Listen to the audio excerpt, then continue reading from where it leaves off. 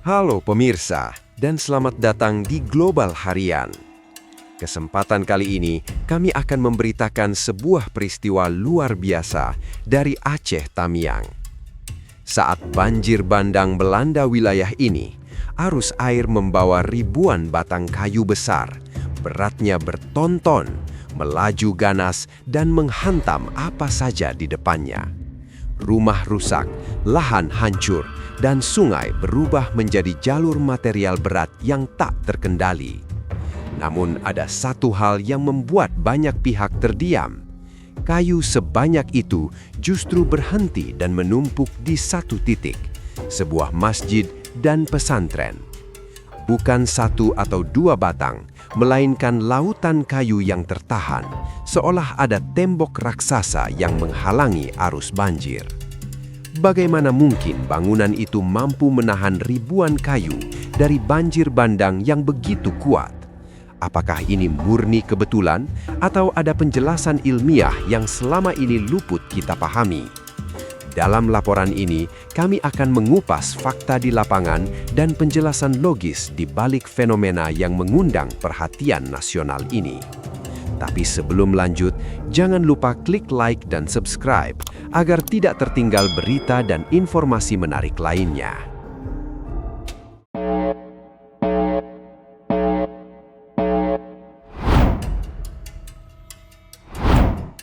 Hujan turun berhari-hari di wilayah hulu sungai.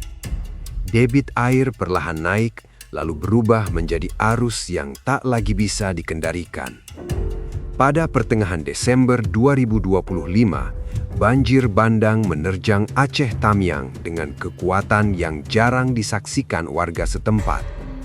Air bukan hanya membawa lumpur dan pasir, tetapi juga ribuan batang kayu besar. Ukuran kayu itu tidak main-main. Panjangnya mencapai belasan meter, beratnya berton-ton. Sebagian masih berkulit, sebagian sudah licin akibat lama terendam air. Sungai meluap dan arus melompat keluar dari jalurnya. Rumah warga di bantaran sungai dihantam tanpa peringatan. Kebun rusak, jalan desa tertutup. Suara benturan kayu dengan tanah dan bangunan terdengar berulang-ulang, berat dan kering. Di tengah kekacauan itu, warga hanya bisa menyelamatkan diri sambil menyaksikan arus membawa apa saja yang dilewatinya. Pada kondisi seperti ini, hukum alam bekerja tanpa kompromi. Air yang bergerak cepat akan menyeret material sesuai massa dan kecepatannya. Namun di tengah aliran yang seolah tak bisa dihentikan itu, muncul satu pemandangan yang membuat banyak orang terdiam. Ratusan, bahkan ribuan batang kayu besar berhenti dan menumpuk di satu titik. Bukan di tikungan sungai, bukan di tebing alami, melainkan di area sebuah masjid dan pesantren. Kayu-kayu itu tersusun rapat, sebagian saling mengunci, sebagian lain bertumpu membentuk lapisan padat seperti tembok. Dari udara, terlihat jelas bahwa arus besar seakan terpotong di lokasi tersebut. Warga yang selamat mulai berbisik. Mereka tak memahami bagaimana mungkin bangunan itu mampu menahan lautan kayu. Kayu yang sebelumnya menghancurkan rumah warga justru berhenti di depan dinding beton masjid.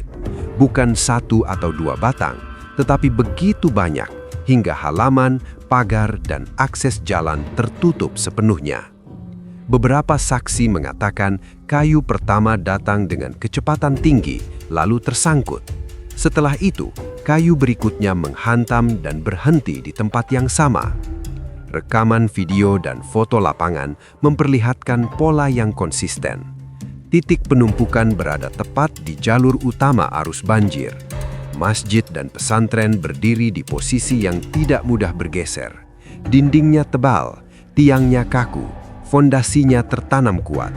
Ketika arus membawa kayu pertama dan menghantam struktur tersebut, energi tumbukan tidak lagi cukup untuk mendorongnya maju. Kayu berhenti, arus masih datang. Kayu kedua menabrak kayu pertama, berhenti. Kayu ketiga datang dengan nasib yang sama. Tanpa disadari, terbentuklah bendungan alami dari kayu. Setiap kayu yang menumpuk menambah hambatan baru bagi arus. Kecepatan air perlahan berkurang di titik itu. Di hulu bendungan kayu, arus masih ganas. Namun tepat di depan masjid, energi air melemah. Ini bukan proses instan. Ini terjadi dalam hitungan menit hingga jam, seiring semakin banyak kayu yang tertahan. Fenomena inilah yang kemudian menjadi perhatian luas, bukan karena kisah simbolik atau tafsir tertentu, tetapi karena secara kasat mata, hukum fisika aliran sedang bekerja di hadapan banyak orang. Sebuah bangunan kokoh berada di jalur utama arus berubah fungsi menjadi penghalang material berat, dan di sanalah gelombang kayu itu berhenti.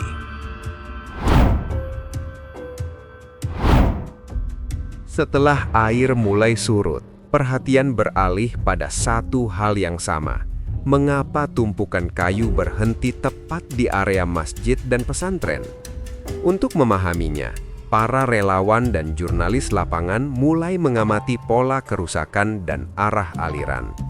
Jejak lumpur di dinding bangunan menunjukkan ketinggian air.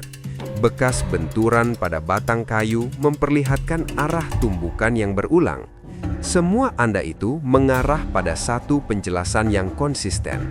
Ini adalah peristiwa fisika aliran dalam skala besar.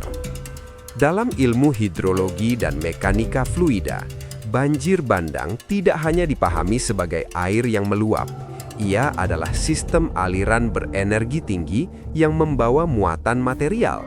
Semakin deras arus, semakin besar energi kinetik yang dimiliki air. Energi ini memungkinkan air mengangkat dan menyeret benda berat, termasuk kayu gelondongan bertonton. Selama tidak ada hambatan yang cukup kuat, material akan terus bergerak mengikuti arah aliran. Masalahnya, tidak semua struktur memiliki daya tahan yang sama. Rumah kayu dan bangunan ringan cenderung runtuh saat dihantam kayu besar. Energi benturan tidak terserap, melainkan menghancurkan struktur. Berbeda halnya dengan bangunan masjid dan pesantren di lokasi ini. Dinding beton tebal, tiang kaku, serta fondasi yang tertanam dalam menciptakan hambatan yang sangat besar terhadap aliran material. Ketika batang kayu pertama menghantam struktur tersebut, terjadi perubahan mendadak pada energi geraknya. Sebagian energi diserap oleh beton, sebagian lagi hilang akibat gesekan dan tumbukan. Kayu itu tidak lagi memiliki cukup energi untuk melanjutkan pergerakan. Ia berhenti dan tersangkut. Inilah titik awal yang krusial.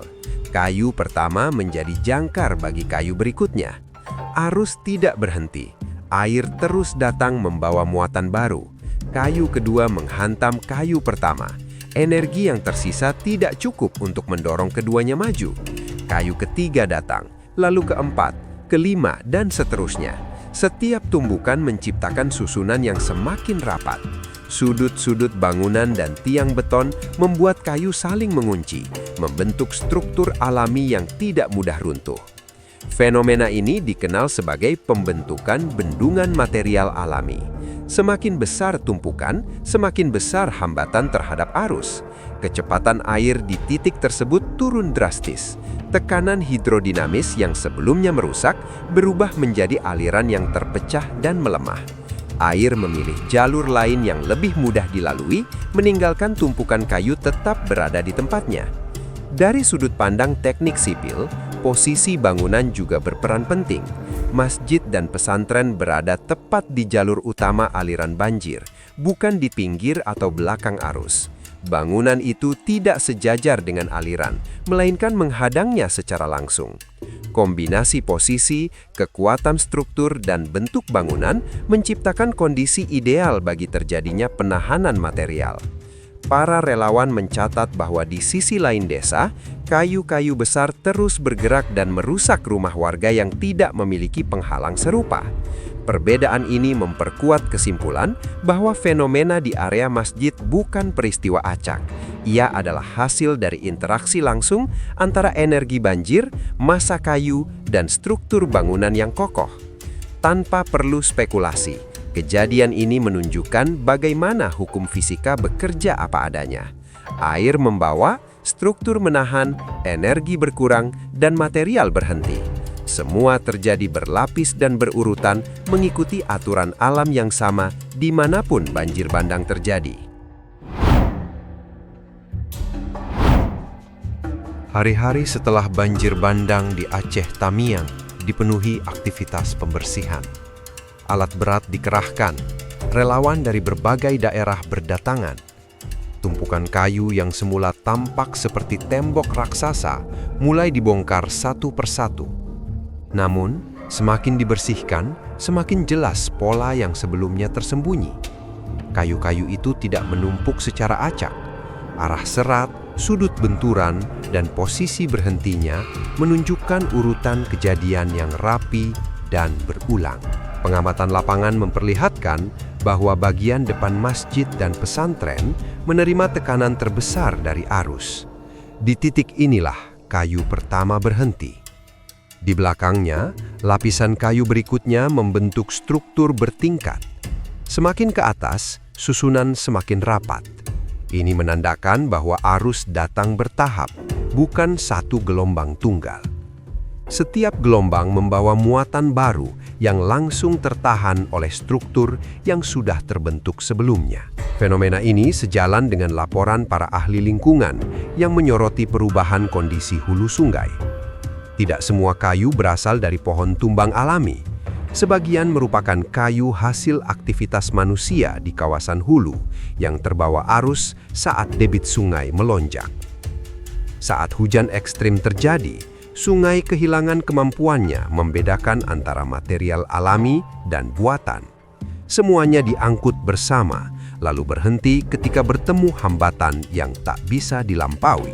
Dalam konteks mitigasi bencana, peristiwa ini memberikan gambaran nyata tentang bagaimana bangunan kokoh dapat mempengaruhi arah dan dampak banjir. Masjid dan pesantren tidak dirancang sebagai penahan banjir, namun karakteristik strukturnya secara tidak langsung menciptakan fungsi tersebut. Dinding beton tebal menyerap energi tumbukan, tiang-tiang kaku memecah arah aliran. Sudut bangunan membuat kayu saling mengunci dan tidak mudah terlepas. Di sisi lain, peristiwa ini juga menunjukkan sisi rapuh lingkungan di sekitarnya. Desa-desa tanpa struktur penahan kehilangan perlindungan. Kayu yang tidak tertahan terus melaju, merusak rumah, ladang, dan fasilitas umum. Perbedaan dampak ini memperlihatkan bahwa bencana tidak hanya ditentukan oleh kekuatan alam, tetapi juga oleh kesiapan struktur dan tata ruang wilayah. Media nasional dan internasional mencatat kejadian ini sebagai fenomena langka, namun dapat dijelaskan secara ilmiah. Foto udara memperlihatkan kontras tajam antara area tumpukan kayu dan wilayah yang tersapu bersih oleh arus. Dari sudut pandang fisika, ini adalah contoh nyata bagaimana energi besar dapat dilemahkan oleh hambatan yang tepat pada posisi yang tepat. Hingga kini, proses pembersihan masih menyisakan bekas-bekas yang jelas. Tanah di sekitar bangunan penuh lumpur. Bekas benturan kayu terlihat di dinding beton. Semua itu menjadi catatan bisu tentang kekuatan air dan peran struktur dalam mengubah dampaknya. Tidak ada rekayasa, tidak ada penghalang buatan sebelumnya. Hanya pertemuan antara arus deras, muatan berat, dan bangunan yang berdiri kokoh di jalur utama aliran. Peristiwa di Aceh Tamiang kini tercatat sebagai salah satu contoh bagaimana hukum alam bekerja di tengah bencana. Tanpa simbol dan tanpa narasi tambahan, tumpukan kayu itu berbicara melalui pola dan jejaknya. Ia menunjukkan bahwa dalam kekacauan banjir bandang, ada mekanisme yang berjalan teratur, mengikuti aturan fisika yang sama dari hulu sungai hingga titik di mana arus akhirnya melemah. Banjir bandang Aceh Tamiang meninggalkan luka, duka, dan kerusakan yang nyata. Namun di balik puing dan lumpur, peristiwa ini juga meninggalkan jejak penting tentang bagaimana alam bekerja. Tumpukan ribuan batang kayu yang berhenti di satu titik bukan sekadar pemandangan ganjil, melainkan rekaman langsung dari hukum fisika yang berjalan tanpa kompromi. Air membawa energi, struktur menahan, energi melemah, dan material berhenti. Semua terjadi berurutan, tanpa rencana, tanpa rekayasa, namun sepenuhnya dapat dipahami melalui pengamatan dan ilmu pengetahuan. Peristiwa ini mengingatkan bahwa setiap bencana menyimpan fakta yang layak dipelajari, bukan untuk dispekulasikan, tetapi untuk dipahami. Dari Aceh Tamiang, kita melihat bagaimana arus ganas bisa berubah arah, bagaimana bangunan kokoh mempengaruhi dampak, dan bagaimana alam selalu meninggalkan petunjuk bagi mereka yang mau memperhatikan. Jika kamu ingin terus mengikuti analisa fakta, peristiwa aktual, dan fenomena unik yang terjadi di sekitar kita, jangan lupa subscribe channel Global Harian dan aktifkan lonceng notifikasi agar tidak ketinggalan fakta menarik lainnya.